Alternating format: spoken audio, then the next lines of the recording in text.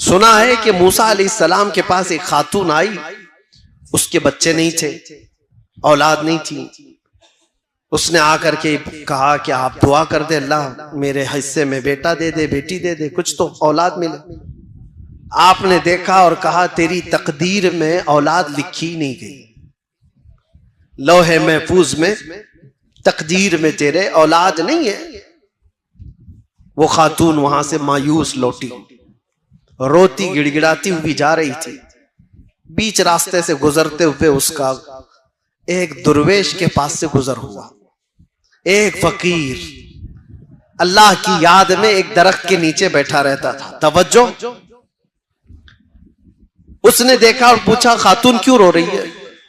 उस औरत ने कहा ऐसा ऐसा है, मैं बरसों से बे औलाद हूं, औलाद मांगने गई तो मुझे बताया गया कि मेरी किस्मत में औलाद नहीं है। उस दुर्वेश ने कहा घबरा मत, ना उम्मीद ना हो, मायूस ना हो, रब तबारक व तआला चाहे तो उसका लिखा हुआ है वो फिर लिख करके अता भी फरमाते। जा अपने घर सजदा कर, मैं दुआ करता हूं। वो औरत गई, रोज सजदा करती थी, दुआ करती थी, और ये दुर्वेश इधर उस खातून के लिए दुआ करता था।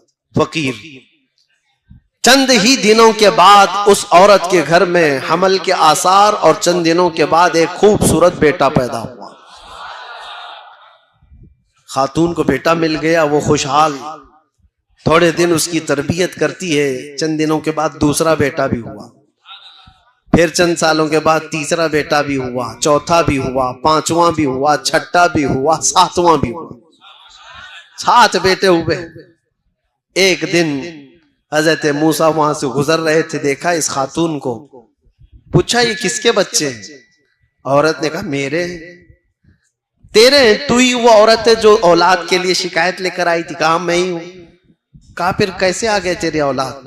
कहा बस दुआ है किसी बुजुर्ग की और अल्लाह की अता है।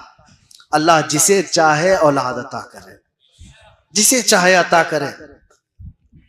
मूसा अलैहिस्सलाम अल्लाह करीम की बारगाह में अर्ज करते हैं, मौला मैंने जो देखा था वो गलत था या ये औरत झूठ बोल रही है?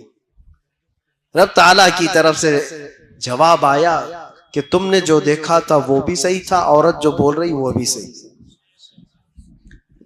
कैसे इसको औलाद हुई?